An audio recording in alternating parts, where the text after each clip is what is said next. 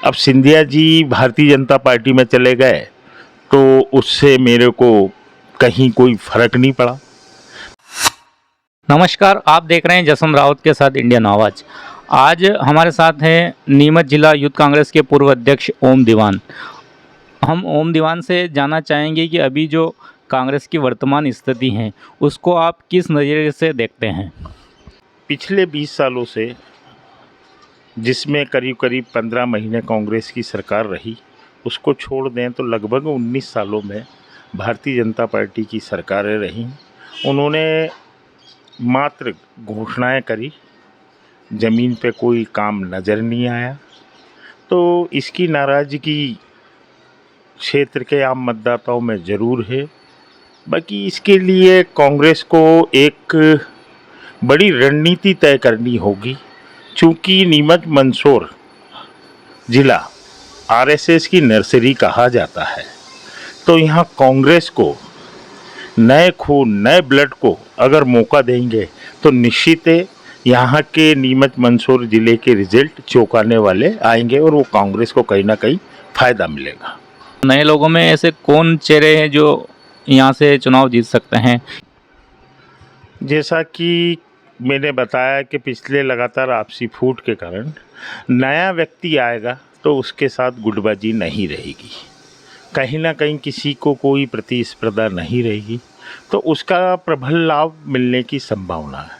रहे नए ब्लड की बात कर रहा हूँ मैं, तो नए ब्लड जो क्षेत्र की जनता के जो स्थानीय मुद्दों को समय समय पे, मतलब उसकी चाहे समाचार पत्रों के माध्यम से हो या कहीं ना कहीं प्रेशर क्रिएट करके उन कामों को, आम जनता के हित के कामों को प्राथमिकता से हल करवाने में अगर जो व्यक्ति है, तो ऐसे बहुत सारे लोग हैं, आप नज़र दौड़ाएंगे। अब ये देखो, ये पार्टी हाईकमान का हमेशा आदेश रहा है। बाकी पार्टी हाईकमान भी अब की से जिस तरीके से सुचारू रूप से और जैसा अंदाज़ा लगाया जा रहा है, तो उस बात से निश्चित है कि कांग्रेस को भी अब अपना तौर तरीका बदलना पड़ेगा कि मेहनत कौन करे और टिकट किसको दे। अब वास्तव में जो फील्ड में मेहनत कर रहा है उसी को टिकट मिलेगा, तो निश्चित है कांग्रेस का झंडा लहराएगा। कांग्रेस को किन मुद्दों पर चुनाव लड़ना चाहिए? आपको ऐसा कोई लगता है कि ये जो मुद्दा है इससे चुनाव लड़ा जा सके? नीमच विधानसभा की अगर मैं बात करूं, चूँकि नीमच विधानसभा 60-65% शहरी क्षेत्र के मतदाता हैं, तो कांग्रेस पार्टी को शहरी क्षेत्र का उम्मीदवार लगभग टिकट के लिए तय करेगी, तो निश्चित है कांग्रेस 100% चुनाव जीतने की स्थिति में रहेगी। आज शहर में जो मुख्य समस्याएं हैं कि पिछले एक दशक से लगभग भारतीय जनता पार्टी की नगर पालिकाएँ रही हैं, तो उन्होंने जो नीमच क्षेत्र में खेल मैदान थे, कहीं ना कहीं विकास के नाम पे उन खेल मैदानों को ख़त्म करने का प्रयास करा। क्योंकि नीमच फुटबॉल के नाम से जाना जाता है और दूसरे गेमों के माध्यम से जाना जाता है, तो आज शहर में खेल मैदानों का अभाव आप कंटिन्यू लगातार देख सकते हैं कि शहर के बाशिंदे अगर कहीं इस तरीके के नीतियाँ नहीं बनाई, जो भी जनप्रतिनिधि भविष्य में आता है, तो शहर के लोगों को खेल मैदान मुहैया कराना नामुमकिन हो जाएगा। आप भी नगर पालिका में पार्षद रहें और अभी आप पार्षद प्रतिनिधि हैं, तो आपको ऐसा क्या लगता है कि शहर की जो मुख्य समस्या है वो अभी तक हल नहीं हो पाई है?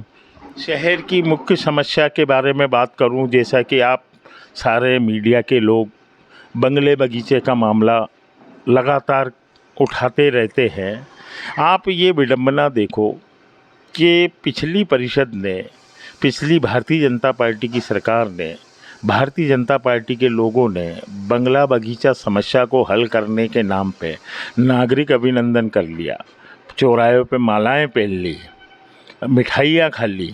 बाकी वो आज तक समस्या जस की तस है, आम लोगों को उसको मूल रूप से कहीं ना कहीं लाभ नहीं मिल पा रहा है। आपने राजनीति की शुरुआत सिंधिया ग्रुप से की थी, लेकिन सिंधिया जी के बीजेपी में जाने के बाद भी आप कांग्रेस में हैं, तो कहीं आप अपने आप को अपेक्षित महसूस करते हैं कांग्रेस में? देखो, सिंधिया जी के साथ मैंने राजनीति की शुरुआत करी ये आपका कहना सही है। बाकी मेरे विचार कांग्रेस समर्पित या कांग्रेस की विचारधारा मेरे दिल में थी, मन में थी। अब सिंधिया जी भारतीय जनता पार्टी में चले गए तो उससे मेरे को कहीं कोई फ़र्क नहीं पड़ा। मैं कांग्रेस पार्टी में ही रहा। रही अपेक्षित वाली बात, तो मैं आम जनता के बीच में रहता हूँ। आम जनता ने मेरे को 3 बार जनप्रतिनिधि चुनने का मौका दिया। स्थानीय चुनाव आपको मालूम है बड़े टिपिकल चुनाव होते हैं। अगर स्थानीय चुनावों में कांग्रेस के सिंबल पे मैं लड़ा और आम जनता ने बहुमत से, भारी बहुमत से जीता, तो ये कहीं ना कहीं आम लोगों के बीच में मेरी या तो मजबूती पकड़ देख लो या आम लोगों के कार्य करने की क्षमता देख लो कि उनके कैसे भी निजी काम हो, उन कामों को मैं प्राथमिकता देता हूँ। इस कारण से मैं तो नहीं समझता कि कहीं अपेक्षित वाली बात। तो अभी तक आप संगठन के किन किन पदों पर रहे? मैं 2001 में शहर युवक कांग्रेस अध्यक्ष रहा। उस समय गोविंद सिंह जी राजपूत मध्य प्रदेश युवक कांग्रेस के अध्यक्ष थे। उसके बाद लगातार 2011 तक शहर अध्यक्ष रहते रहते मैं लगभग 5 साल जिला युवक कांग्रेस अध्यक्ष रहा। उसी बीच में जब शहर अध्यक्ष था, जब मैं मार्केटिंग सोसाइटी का संचालक चुना गया और उसका कार्यकाल ख़त्म होने के ही पश्चात मैंने नगरपालिका में शहरी क्षेत्र में वार्ड से दावेदारी पुख्ता करी, जिसमें मेरे को कांग्रेस पार्टी के बड़े नेताओं ने आशीर्वाद दिया। तो उसमें उस परिषद में मैं पार्षद बन के भी आया। पुनः एक बार फिर मेरी मिसेस को यहाँ कहीं जिस क्षेत्र में कांग्रेस पिछले 15-20 सालों में लगातार 1500 से 2500 वोटों से हारती है, उस क्षेत्र में मैंने चुनाव लड़ा। लोग अधिकांश बोल रहे थे कि आपका निर्णय गलत है, बाकी यहाँ की जनता ने मेरे को भरपूर सहयोग करा और लगभग 550 के वोटों से मेरे को जिताया, जो कि नीमच नगर पालिका में सबसे ज़्यादा वोट अगर मिले हैं तो श्रीमती मनीषा ओम दीवान को कांग्रेस के फेवर में वोट मिले हैं। नीमच विधानसभा क्षेत्र को आप किस नज़रिए से देखते हैं? क्या आप विधानसभा के अपने आप को दावेदार मानते हैं?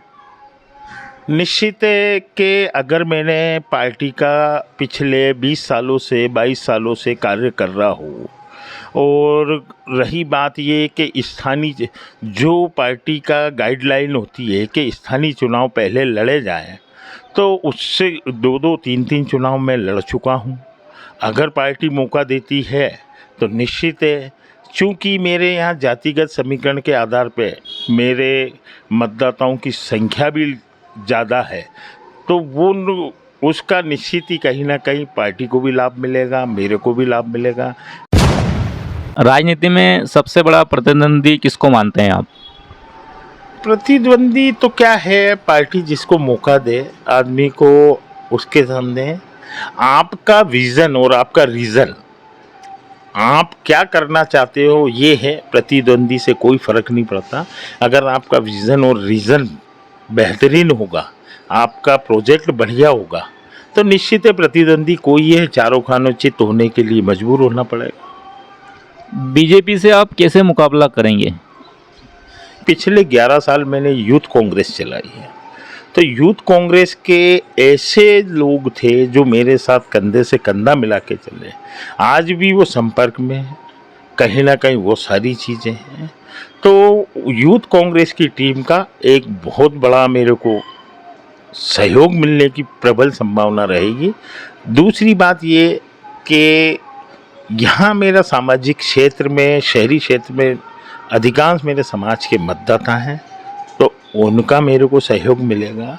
रही तीसरी बात ये कि शहरी क्षेत्र में जो लोगों से मैं आसानी से उपलब्ध होने वाला आदमी हूँ, ईजी गोइंग हूँ, कहीं भी किसी को भी आसानी से उपलब्ध हो सकता हूँ। और भली पार्टी मेरे नाम पे विचार करे नहीं करे, बाकी क्षेत्र की जनता जब भी मेरे को जिस काम के लिए बोलती है, मैं आधी रात को उनको काम करने के लिए हमेशा तत्पर और तैयार रहता हूँ। अभी जैसे कर्नाटक चुनाव में बजरंग दल और बजरंग बली का जो मुद्दा बना था, तो क्या अब कांग्रेस भी बजरंगबली की शरण में है? ये तो निश्चित है ना, सबके आदरणीय कमलनाथ जी सबसे बड़े बजरंगबली जी के भक्त हैं। आप देख लो मध्य प्रदेश में सबसे बड़ा जो हनुमान जी की जो प्रतिमा है वो छिंदवाड़ा जिले में है। तो अपने धर्म के, अपने सनातन धर्म में जो जिसको मानता है उसके आयोजन बढ़ चढ़ के करें। और ये बीजेपी का कोई सिंबल नहीं है कि बीजेपी ही हिंदुओं की ठेकेदार है। बीजेपी मात्र वोट लेने के लिए हिंदुओं का इस्तेमाल करती है, बाकी बीजेपी को कतई कोई लेना देना नहीं होता। आप शहरी क्षेत्र से रहे हैं तो ग्रामीण क्षेत्र में आप कैसे जीत पाएंगे? ग्रामीण क्षेत्र में मेरे को एक मौका मिला था कृषि उपज मंडी चुनाव लड़ने का। भारतीय जनता पार्टी के जिलाध्यक्ष के सामने मैं चुनाव लड़ा था और उस चुनाव में कम से कम 12 से 14 पंचायतें ग्रामीण क्षेत्र की आती थी। और उन पंचायतों में मैं, चूँकि मैं प्रतिवर्ष ग्रामीण और शहरी क्षेत्र के खेल आयोजन में क्रिकेट प्रतियोगिता का आयोजन मेरा मुख्य उद्देश्य रहता है, उसके माध्यम से वहाँ के यूथ के लोगों का डायरेक्ट इनडायरेक्ट ग्रामीण क्षेत्र के यूथ के लोगों से मेरा संपर्क है। और कहीं ना कहीं वो मेरे साथ में संगठनों में उन्होंने मेरे साथ कंधे से कंधा मिला के काम करा है। तो ग्रामीण क्षेत्र मेरे लिए कोई इतना बड़ा वो मायना नहीं रखता। और निश्चित है कांग्रेस को इस क्षेत्र में जो आरएसएस की नर्सरी वाला क्षेत्र है इसमें कांग्रेस का तिरंगा लहराएगा।